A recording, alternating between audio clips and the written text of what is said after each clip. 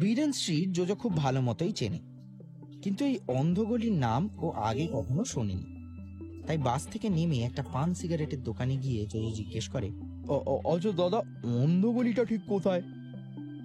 দোকানে বসা ছোকরা ছেলেটা ভাঙা ভাঙা বাংলায় বলে, এইটা সামনে মোড় আছে, ওতে বাঁক লিবেন, দিয়ে বাম পাশে সোজা 2 মিনিট হেঁটেন, দেখবেন অন্ধগলি পেয়ে যাবেন।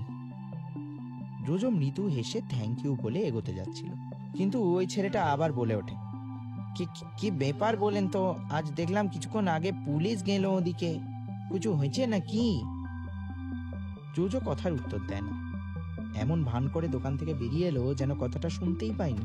অমলকান্তি দোকানের বাইরে দাঁড়িয়েছিল। জোজো আসতেই জিজ্ঞেস করে, কি হলো, কোথায় অন্ধগলি? জোজো কথার উত্তর না দিয়ে শুধু বলে, চল। উত্তর কলকাতার রাস্তাঘাট এক এক সময় এক এক রকম ভাবে ধরা দেয়, তবে সেই প্রাচীনকালের স্মৃতিস্বরূপ যে কয়েকটা পুরনো বাড়ি এখনো ঠায় দাঁড়িয়ে আছে, তার পাশ দিয়ে জোজো আর অমলকান্তি এগিয়ে যায় অন্ধগলির দিকে। মেন রাস্তায় যেরকম গাড়ি ঘোড়ার শব্দ অনেক বেশি, বিডেন স্ট্রিটে ঢোকা মাত্র সেই শব্দ অনেকটাই কমে গেল। দুপাশে বড় বড় বাড়ি, কয়েকটা চায়ের দোকান, মুদির দোকান এদিক ওদিক ছড়ানো, কয়েকটা হাতে টানা রিক্সা রাস্তার ধারে চুপটি করে দাঁড়িয়ে রয়েছে। জোজো তাড়াতাড়ি পা চালায়, যেরকম ডিরেকশন ওই পান সিগারেটের দোকানের ছেলেটা দিয়েছিল ঠিক সেই মতোই এগোতে থাকে ওরা। আর কিছুক্ষণের মধ্যেই জোজো দেখতে পায় একটা সরু গলির মুখে পুলিশের জিপ দাঁড়িয়ে রয়েছে। ও মনে মনে ভাবে, এটাই তাহলে অন্ধগলি। পুলিশের গাড়ি যখন দাঁড়িয়ে রয়েছে, তার মানে এখানেই খুনটা হয়েছে। অমলকান্তি এত পুলিশের গাড়ি দেখে খানিক ভয় পেয়েছে। এর আগেও কিন্তু অমলকান্তির সাথে পুলিশের মোলাকাত হয়েছে, কথা হয়েছে, কিন্তু তবুও অমলকান্তি মন থেকে পুলিশ ভীতি কিছুমাত্র কাটাতে পারল না। ও জোজোর হাত ধরে বলে, ভাই তুই যা, আমি এখানে দাঁড়িয়ে রয়েছি। অমলকান্তির কথা শুনে এরকম সিরিয়াস সিচুয়েশনেও জোজোর বেজায় হাসি পায়। অমলকান্তিকে ছাড়াই অন্ধগলির ভিতর ঢোকে। প্রথমে জোজো কাউকেই চিনতে পারে না, পুলিশ ছাড়া পাড়ার লোকজন খানিক ভিড় করে রয়েছে গলির মুখটায়। পুলিশ মাঝে মধ্যেই ধমক দিয়ে ভিড় ফাঁকা করছে, কিন্তু পর মুহূর্তেই আবার লোকজন জড়ো হয়ে যাচ্ছে। জোজো কিছুটা এগিয়ে দেখে একটা বাড়ির সামনে উল্টো হয়ে পড়ে আছে সন্দীপবাবু। রাস্তায় রক্ত লেগে রয়েছে, দুটো পুলিশ ডেড বডি গার্ড করছে, আর কিছু দূরে অফিসার গোবিন্দ মোবাইলে কথা বলতে বলতে এগিয়ে আসছে। জোজো ভালো করে সন্দীপবাবুর ডেড বডিটা দেখে। গায়ে সেই সকালের জামাটাই পরে রয়েছে, তবে রক্তে ভিজে এখন সেটার রং পুরো লাল। জোজো স্থির দৃষ্টিতে তাকিয়ে থাকে। পেটের ঠিক মধ্যিখানে ছুরিটা বিঁধে আছে। সন্দীপবাবুর চোখ দুটো বিস্ফারিত, বড় বড়, দূরে কি যেন দেখছে। জোজো চোয়াল শক্ত করে দাঁড়িয়ে থাকে। এই ব্যক্তিকেই আজ সকালে জোজো দেখেছিল এজেন্সিতে। অফিসার গোবিন্দ জোজোর কাছাকাছি এসে একগাল হেসে বলে, তারপর বলো জোজো বাবু, দেখছো তো কি অবস্থা? জোজো কোনো উত্তর দেয় না। গোবিন্দবাবু আবার বলতে শুরু করে, এই কলকাতা শহরে ক্রাইম বড্ড বেড়ে গেছে, আজ এখানে খুন, কাল ওখানে খুন, ছি ছি। গোবিন্দবাবু থামে, তারপর সন্দীপবাবুর ডেড বডিটার দিকে তাকিয়ে বলে, আজ ইনি যে সকালে তোমাদের কাছে এজেন্সিতে গেছিলেন না, তোমাদের বড় সাহেবের সাথে আমার খানিকটা কথা হলো। জোজো এবার গোবিন্দবাবুর দিকে তাকায়। অন্ধগলিতে 2-4টে ল্যাম্পপোস্ট রয়েছে, আর সেগুলোর আলোতে গলিটা খুব একটা অন্ধকার হয়নি। জোজো চোখ বুজে ভাবার চেষ্টা করে। সন্দীপবাবু যে কথাগুলো বলেছিল সেগুলোকে রিক্রিয়েট করার চেষ্টা করে। গত পরশু এরকম রাতই হবে, লোডশেডিং হয়েছিল, তাই পাড়া মোটামুটি ঘুটঘুটে অন্ধকার। সন্দীপবাবু বাড়ি ফিরছিলেন, হঠাৎ পায় কি একটা ঠেকে। মোবাইলের আলো হয়ে দেখে একটা মানুষ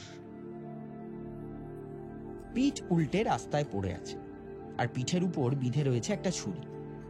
সন্দীপবাবু অজ্ঞান হয়ে যান, কিন্তু জ্ঞান ফেরার পরেই সন্দীপবাবু দেখে যে এই রাস্তায় কোনো লাশ নেই, কোনো ডেড বডি নেই। স্যার জানি। হঠাৎ গলার স্বরে জোজো চমকে ওঠে। তারপর দেখে একজন মধ্যবয়স্ক লোক হাতে 2 কাপ চা নিয়ে হাজির। গোবিন্দবাবু একগাল হেসে চায়ের কাপটা হাতে তুলে নেয়, তারপর জোজোর দিকে তাকিয়ে বলে, নাও চাটা খেয়ে নাও।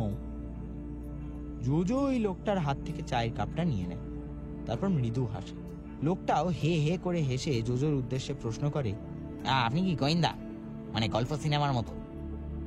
জোজো হালকা হাসে, কোনো উত্তর দেয় না। চায় এক চুমুক দিয়ে গোবিন্দবাবুর দিকে তাকিয়ে জোজো প্রশ্ন করে, আচ্ছা, এই ডেড বডিটা প্রথম কে দেখলো? গোবিন্দবাবু এক চুমুকে পুরো চা শেষ করে বলে, অর্ণব বলে একজন কলেজ পড়ুয়া। প্রথম চিৎকার করে লোকজন জড়ো করে, তারপর আমাদের খবর দেওয়া হয়। এই অর্ণব ছেলেটা এখন কোথায়? গোবিন্দবাবু মাথা চুলকে বলে, কেন, বাড়িতে? একবার কথা বলা যায় কি? হ্যাঁ, সে যাবে না কেন? ওই ছেলেটা কিছুই জানে না। টিউশনই পড়িয়ে ফিরছিল, হঠাৎ দেখে রাস্তায় রক্তের ছড়াছড়ি, আর সন্দীপবাবু খুন হয়ে পড়ে আছেন রাস্তায়। জোজো তাও বলে, না, মানে একবার অর্ণবের সাথে কথা বলতে পারলে ভালো হতো। গোবিন্দবাবু অনিচ্ছা সত্ত্বেও বলে, আর ঠিক আছে চলো, গলির শেষের একটা বাড়িতেই থাকে অর্ণব, চলো চলো। জোজো আরেকবার ভালো করে দেখে নেয় ডেড বডিটা। দেখে নিয়ে গোবিন্দবাবুর সঙ্গে সেই অর্ণবের বাড়ির দিকে হাঁটা শুরু করে। কিন্তু একটু এগোতেই চা নিয়ে আসা ওই লোকটা হঠাৎ উড়ে এসে জুড়ে বসে বলে, আমার নাম বংশী, আমি এই পাড়ার মোড়ে চায়ের দোকানের মালিক। এই যে যিনি আজ মারা গেলেন, এই সন্দীপ বাবু, লোকটা একটু পাগল ছিল, বুঝলেন কিনা। জোজো হাঁটা থামায়, বংশীর দিকে তাকিয়ে জিজ্ঞেস করে, আপনি সন্দীপবাবুকে চিনতেন? বংশী ঘাড় নেড়ে বলে, চেনা বলতে মুখ চেনা, তবে গত পরশু একটা ঘটনা ঘটে। জোজো ভুরু কুঁচকে জিজ্ঞেস করে, কি ঘটনা? বংশী নিচু গলায় বলে, গত পরশু সন্দীপবাবু নাকি একটা খুন দেখেছিলেন, মানে একটা লাশ। সেই দেখে চিৎকার করে অজ্ঞান হয়ে যান। সেই চিৎকার শুনে আমি ছুটে আসি, আরো কয়েকজন যারা কাজীপিঠে ছিল ছুটে আসে, কিন্তু এসে দেখি কোনো ডেড বডিই নেই, শুধু সন্দীপবাবু অজ্ঞান হয়ে রাস্তায় পড়ে আছেন। তবে জ্ঞান ফেরার পর উনি বারবার বললেন যে উনি একটা ডেড বডি দেখেছিলেন। বংশী কথা থামায়, তারপর মৃত সন্দীপবাবুর নিথর দেহটার দিকে তাকিয়ে বলে, আর দেখুন পরিহাস, সেই লোকটাই কিনা আজ খুন হয়ে গেল। জোজো এক দৃষ্টে বংশীর দিকে তাকিয়ে থাকে, ভালো করে জরিপ করে না। বংশীকে দেখে মোটেই মনে হয় না ও একজন পাড়ার মোড়ে চায়ের দোকান চালায়। বুদ্ধিদীপ্ত চেহারা, তবে কথার মধ্যে বোকা বোকা একটা ছাপ আছে। জোজো এবার গোবিন্দর দিকে তাকিয়ে বলে, চলুন অর্ণববাবুর বাড়ি যাওয়া যাক। হ্যাঁ চলুন। এই বলে ওরা সবে আবার হাঁটা লাগাবে, ঠিক তখনই 6 নম্বর বাড়ির দরজা খুলে একজন লোক বেরিয়ে আসে। তবে রাস্তার আলো বাড়ির দরজা অবধি না যাওয়ায় লোকটার মুখ দেখা যাচ্ছে না। জোজো থমকে দাঁড়ায়, গোবিন্দবাবুও দাঁড়িয়ে পড়েছে। সন্দীপবাবুকে ঠিক 6 নম্বর বাড়ির দরজার সামনেই খুন করা হয়েছে। জোজোর এতক্ষণ মাথাতেই আসেনি যে 6 নম্বর বাড়িতে কে থাকে। কে থাকে 6 নম্বর বাড়িতে?